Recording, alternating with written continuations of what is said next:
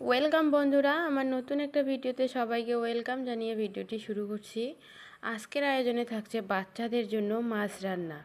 যে সকল বাচ্চারা মাছ খেতে চায় না বা মাছ পছন্দ করে না তাদের জন্য এই রেসিপিটি তোমরা এইরকমভাবে মাছ খাওয়াবে, আশা রাখছি ভালো লাগবে আর বাচ্চারা খুব সুন্দরভাবে খেয়ে নেবে।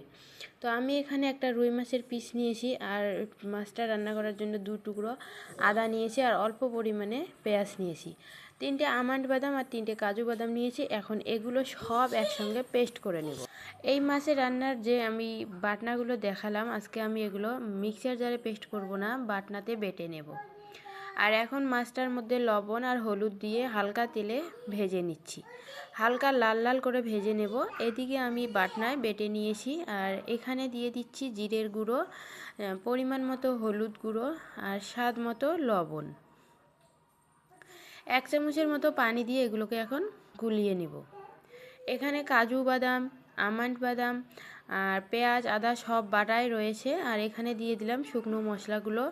এখন ভালো করে এগুলোকে মেখে নেব।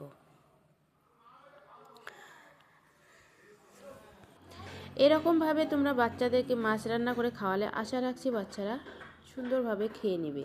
এদিকে আমার মাছটাও ভেজে নেওয়া হয়ে গেছে, তুলে নিলাম। মাছটা কিন্তু খুব বেশি কড়া ভাজিনি, হালকা করে ভেজে নিয়েছি। আর এখন ওই মাছ ভাজা তেলের মধ্যে দিয়ে দিলাম হালকা একটু ঘি। ঘিটা গরম হয়ে আসলে বেটে নেওয়া মশলাগুলো দিয়ে দিচ্ছি। এই মশলাগুলোকে হালকা করে একটু কষিয়ে নিব। আর এখানে যদি বাচ্চা ঝাল খেতে পারে তাহলে একটা কাঁচামরিচ মাঝখান দিয়ে ছিঁড়ে এটা দিতে পারো, অথবা গোলমরিচের গুঁড়ো দিতে পারো।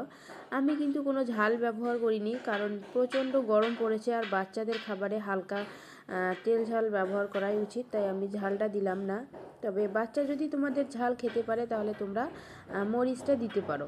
তো এদিকে মাছটার মশলাটাও আমি কষিয়ে নিয়েছি। এখন ভেজে নেওয়া মাছের পিসটা দিয়ে ঢাকনা দিয়ে ঢেকে মাছটাকে রান্না করে নিলাম।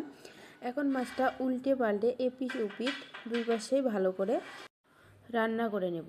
এখানে বাদামগুলো বেটে দেওয়ার কারণে কিন্তু মাছের স্বাদটা যতটা বেড়েছে আর মাছের পুষ্টিগুণটাও কিন্তু ততটাই বেড়ে আসছে। মাছটা রান্না করা হয়ে গেছে, এখন দেখিয়ে দিচ্ছি মাছের ঝোলটা কতটা ভারী হয়েছে। আর এই মাছটা খেতেও কিন্তু দুর্দান্ত টেস্ট হয়েছে। আমি নিজেও একটু টেস্ট করে দেখেছি। আমি আমার বাচ্চাকে যে খাবারে দেই না কেন আগে একটু নিজে টেস্ট করে দেখি খাবার হিসাবে সেটা কতটা টেস্টি হলো বা কতটা পুষ্টিকর হলো খাবারটা, সেটা দেখে কিন্তু বাচ্চাকে আমি সার্ভ করি। তো এই খাবারটা বাচ্চাদের দুপুরে লাঞ্চে অথবা ডিনারে থাকলে কিন্তু আর কোনো রকম চিন্তা করা লাগেই না আমাদের মায়েদের। তো যাই হোক বন্ধুরা, আজকে রেসিপি এখানেই শেষ করছি। ভালো থাকবেন, আমার চ্যানেলটি সাবস্ক্রাইব করে যাবেন, যাওয়ার আগে সুন্দর একটা কমেন্ট করে আমার মনটা ভালো করে দেবেন। আর আপনারা পুরো ভিডিওটি দেখে আমাকে একটু উপকৃত করবেন, কারণ আপনাদের পুরো ভিডিওটা দেখে আমাকে একটু উপকৃত করলে আমি হয়তো সামনের দিকে একটু এগিয়ে যাব।